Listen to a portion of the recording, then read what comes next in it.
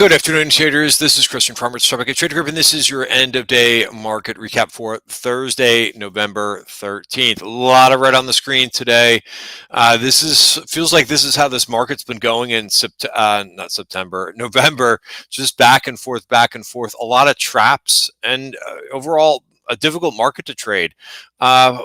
Risk disclaimer in front of you. Everything that we're going through is for information purposes only, not giving out any advice or recommendations. Everything that we're going through is for information purposes only. Let me enhance the spreadsheet for you so that you could see some of the carnage on the screen. I want to go through these numbers, and I'm going to go over to where there is some major weakness in this market. But let's go through the numbers first. SPY down 1.7%. Qs were down 2%. Things finished a little bit off the lows for the day. The Dow, which has been getting a lot of fanfare lately, that was also down 1.7% there. So no hiding in that. Small caps at one point were down 3% for the day. They finished down 2.8. Micro caps down 2.9% for the day. Bitcoin, which we know that's been an issue, down another 3.5% today. Gold down 0.8 of a percentage point. The dollar was down, and the VIX was up 14% today. The VIX at one point today, like right around 3 o'clock or 2 o'clock, 3 o'clock, kind of looked like it was really ramping it up there. We started to see some heavy selling. The VIX hit a high of around like 20, 21 and a quarter, and then backed off to close right around 20 for the day. But we started to see a little bit of selling in everything. Gold, which was started the day higher on the day, as I mentioned, finished down on the day. But like finally, there was just so much selling going on. It spread to gold. Sometimes that kind of gives a signal for the day that's the heightened move. I also tend to look at what the tick index is doing too, and we didn't really see any negative 1K prints, which I view as possible like reversal spots when we see finally like the ticks get really negative. We had a couple in the afternoon where things were starting to that selling pressure was was picking up, but you didn't have any of that until this afternoon, until after 1 o'clock today. Then you saw the tick index. I think the last highest tick reading was negative 1400. Again, all that does is just measure, measures where or how deep the selling pressure is, how dramatic it is, I should say.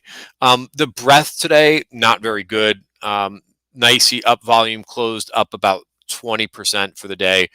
And then with the spreadsheet, sorry, I'm just looking at a couple other things, but really where the carnage has been in high growth in the AI stocks. And I've been talking about that recently, that one of the things that I tweeted out yesterday was that we're at data center saturation. We heard a couple other data center deals yesterday, and the market didn't even flinch, not going up on that information anymore.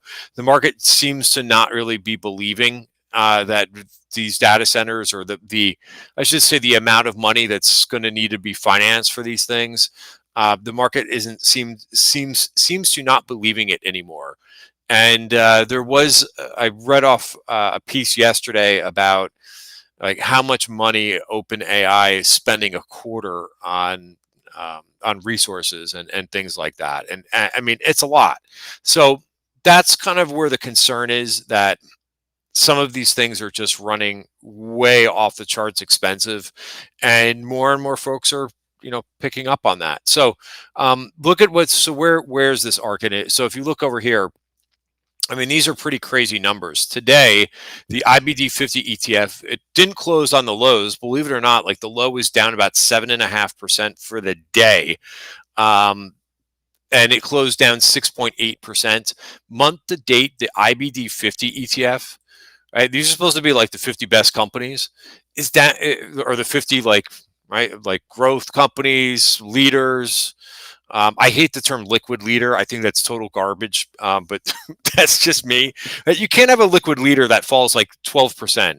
And that's what I saw some names that some people call liquid leaders falling 10, 15% for the day. That's not a liquid leader, guys.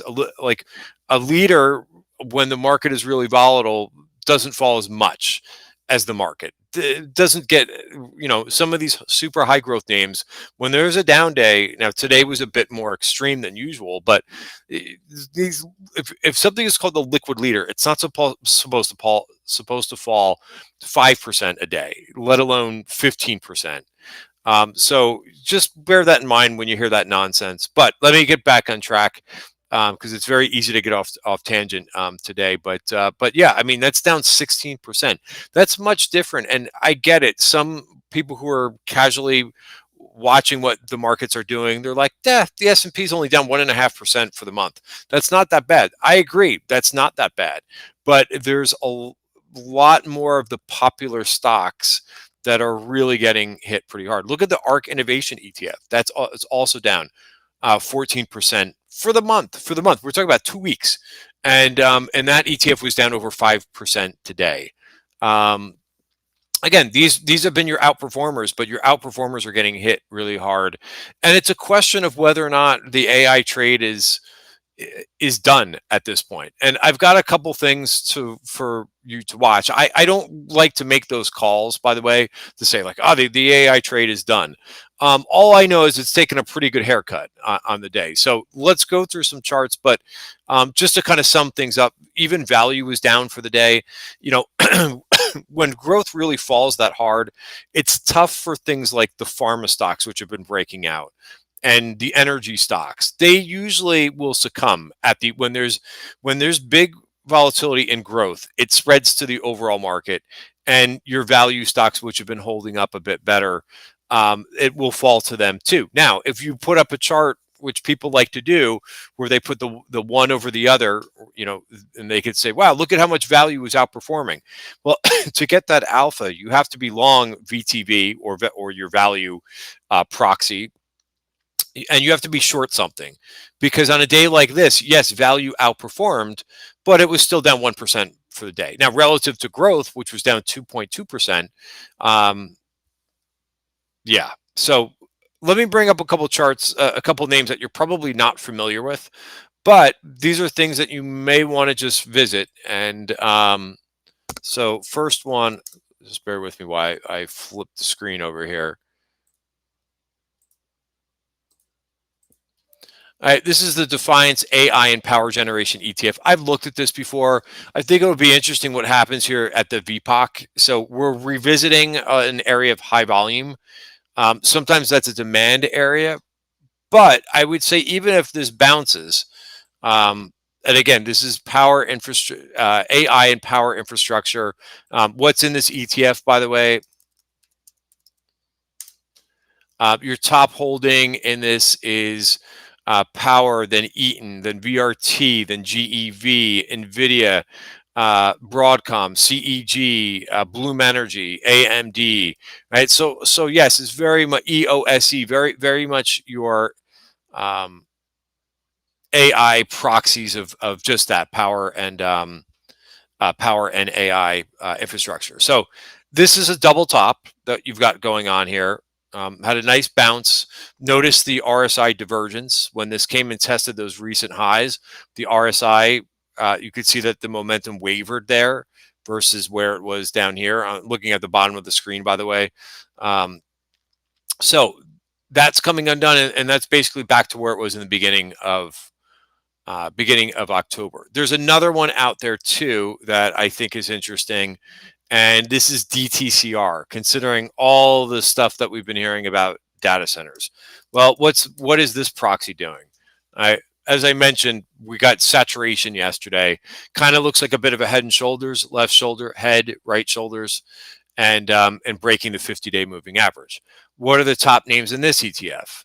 Just so that you can, because again, it's not just about the name, it's about what's in it. You could call, you know, something, you call things what you want, but Equinix EQIX is in this, Digital Realty, American Tower. So you got a lot of REITs in here. You also have APLD, which was a name that had good earnings a couple of weeks at this point, good number of weeks. So that's what you have in this. Micron is also in this too. So that's a big break of the 50-day moving average. Again, down 4.2%. I just want to bring up the IBD ETF too, and then we'll look at the major indices just to kind of look at the carnage that's happened here. IB, and I don't know why this. There we go. I mean, that's a big move. That's a big break. Uh, Sorry, my computer's thinking here for a second. There we go. Again, VPOC being taken out. You can see the last time that we took out a VPOC, we bounced. So for some of these things, you know, if we do bounce, then you might want to be selling into at this point, because that looks like to me a decent change in trend. Right? I pay attention to the 50-day moving average for like larger, longer term. But when something has been above the and honoring like the 20 and the 50-day moving average, I definitely take note when you've got a break here. And that's a big old break. Now, again, this is probably worthy of a bounce after a day like this, but you probably want to be selling into that bounce at this point. Again, it depends.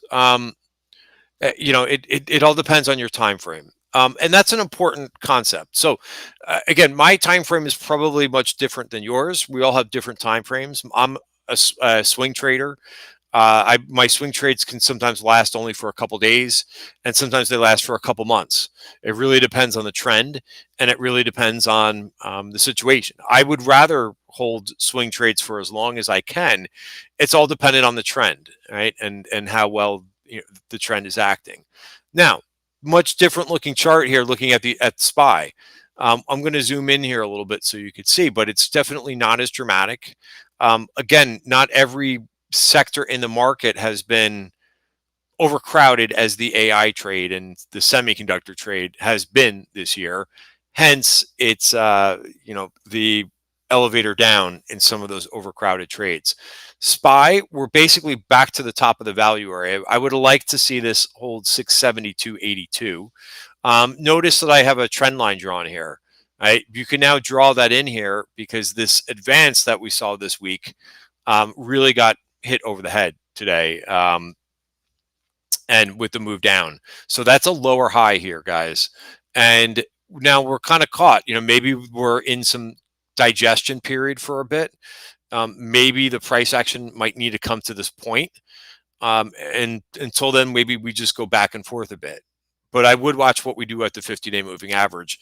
As said a couple minutes ago, the 50-day moving average is very important. Last time we got there, we went below it and we went right back above. And that's what you want to see. Like trying to hold a beach ball underwater. We don't know if we're going to see that, if we're going to revisit that, and whether that's going to hold up.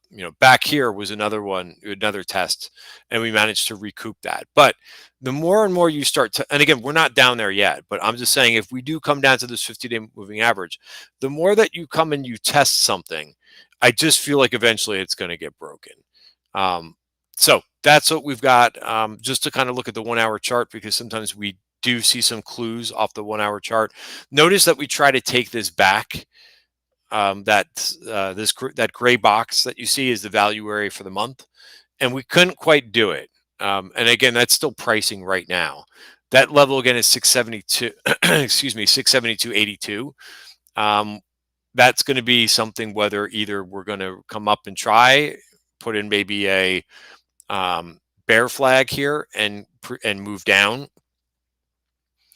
Or we're going to just continue to kind of move higher like we did back in here. So that's a big level to watch. Again, why is that a big level to watch? Because it's the top of the value area for the month, which is based on statistical information from the prior month, right? From all the activity from October. All right, so that's what we've got going on here for SPY. Qs, I read this pretty decently this morning, because I just said, you know what? I'm like, I think some of these things are going to start coming down pretty decently. I put on Qs puts. Let's see, what time was that in the trading room today? I put on I actually put this on pre-market. I shorted some Qs at 9:07 in the morning, and I got out of Sienna in the first 5 minutes of the day, which was one of my favorite positions. But some of these things are due for a pullback. SanDisk is an example, and SanDisk, okay, it was down 14%, but it just kind of gets you back to where it was a couple of days ago. But look at the volume. Right? I think that's kind of a blow off top in SanDisk for now. I think it's made such a big move. We're talking about a stock that's went from $40 to 260, 270 in the matter of a couple months. I mean, it's been an awesome move, but it's a little bit too hot. So that helped today, shorting the Qs. I just thought that we were going to see AI stocks get hit. They did. I didn't hold that trade. Where I took the trade off was down in here, and right into this top of the value area 611. So I kind of missed out on the afternoon move, but I got it to work. I probably should have left a little piece on. Notice where we got to find some support. This is the value area for the week. So the gray box is the value area for the month. You can see that's why it's longer, because it covers a bigger period. And this blue box is the value area for the week. So we crashed through the support for the month, but we're holding on to support for the week. And that level is 605.60, which will be interesting to watch for tomorrow, because if we could hold that, we put in a bit of a higher low. Now, so this is a little bit, I could probably get rid of this little guy. So remove or cut. Right. And now I could probably draw a trend line in something like this. This is going to be kind of steep, but again, it's going to be we've got some type of a wedge where, hey, if we can manage to hold today's lows, again, we've got some kind of consolidation period that's happening here.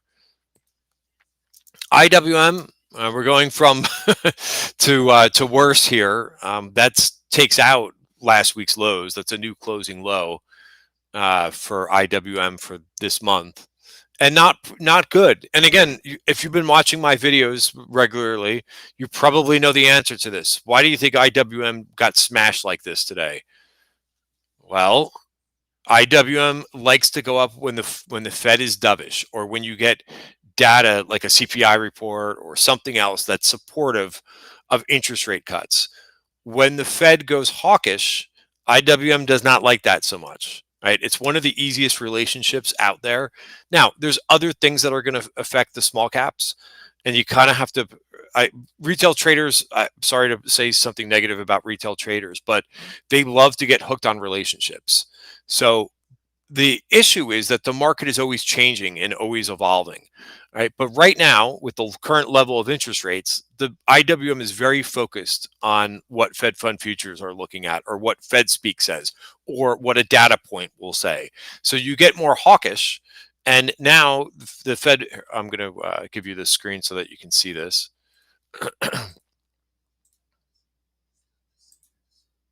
All right, so here's Fed fund futures. This is what the market is currently pricing in for the next interest rate meeting on the 10th of December, and it's a 50% chance. All right, this has come down dramatically. Remember, a couple of weeks ago, this is where IWM started to move down. Was when we had our last Fed meeting, and Powell came out and said that that there's no assurances of a rate cut coming in December, and hence we've heard from a few other Fed speakers really dousing the hopes of a cut. So like if we go, for example, so remember right now it says 50%.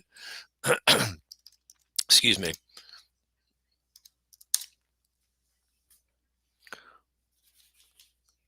So if we go back to what this was looking at the beginning of October. Now, keep in mind, there's still this was still in here, which is out of the way. But what I want to focus on here, right? This is where we were a little over a month ago, and the odds, what the market was pricing in was about almost a 90% chance that they were going to cut interest rates.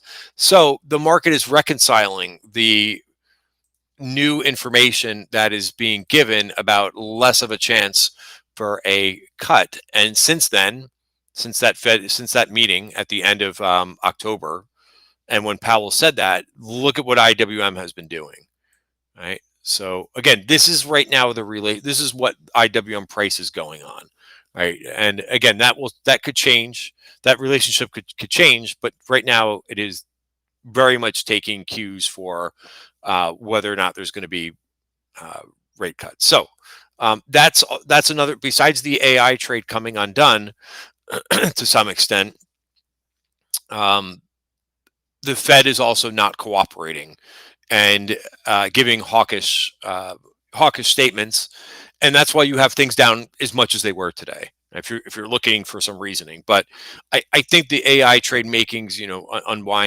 uh, unwinding of this to some extent was due. We've heard a lot of things, and again, sometimes these things end up being self-fulfilling prophecies, where when everybody talks about how expensive some of these stocks are, people take note of that and they say, you know what, you're right. Some of these things have gotten really expensive.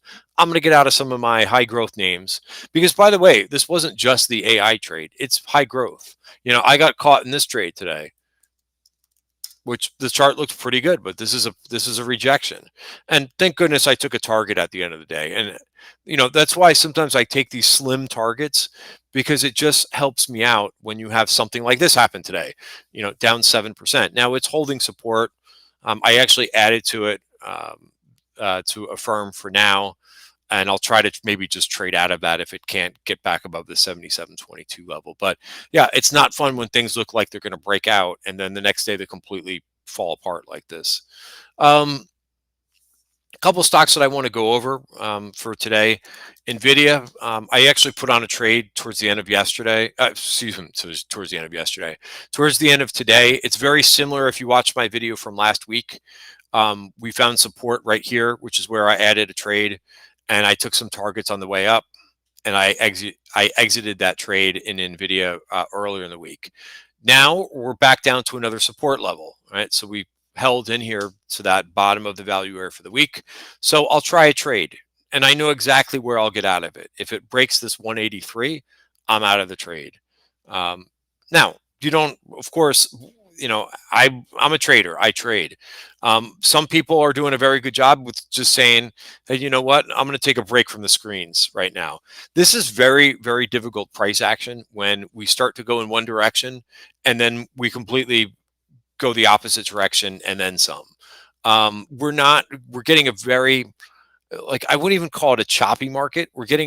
This is a very whippy market. And I feel like I've said this before, the market changes sometimes. And when it does this type of thing, you really have to be careful about where you're putting on your trades. When we're not trending like so let me just go back to the Qs chart.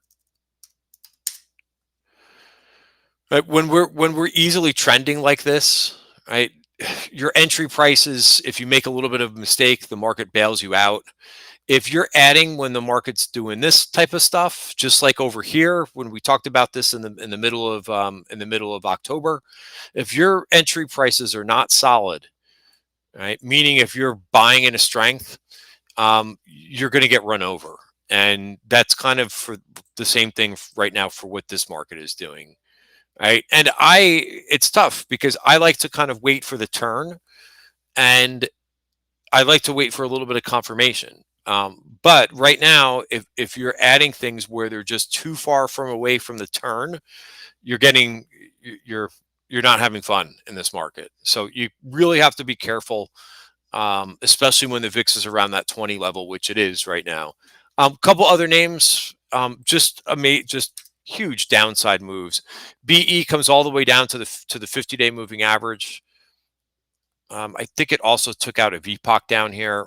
Watch this $100 level. If it breaks, then you could maybe see a move down to 89 or 82. So be mindful of that. Robinhood released some numbers about assets, but there's a VPOC down there. Almost got taken out, just to kind of go over some of these higher growth names. GEV got a nice bounce today. It'll be interesting if that bounce holds. Nice volume on this as well. But again, this is tough stuff. Right? These names are not on strong footings whatsoever. So came back to the support level, but it's going to have a tough. This may be another like sell the rip type trade right now. All right. Are there any other names I wanted to go over? I wanted to kind of keep it simple, which I'll probably just do that. The healthcare trade, which has been so hot, just like anything else, you got to take targets in some of this stuff. PPH, which I've been talking about a lot, the pharma ETF, which broke out to new highs. But watch that bar today. Notice we're extended above the 5-day moving average. So if you like healthcare a lot, maybe wait for this to kind of chill out a little bit and fill back in. I like this one stock I was paying attention to today, MDGL. Let this thing kind of fill in a little bit. All right, guys, I'll leave it there. Tricky market, tricky. Remember, control the things that you can control. Your position size, how many trades you're going to put on. Right, that's how you can weather the storm right now in this market. Right, is controlling. Remember, the market isn't to blame. It's your decisions, right, and how you're reading and responding to a market now with higher volatility, where there's a lot of unwinding of overcrowded trades right now. Guys, have a great night. See you tomorrow.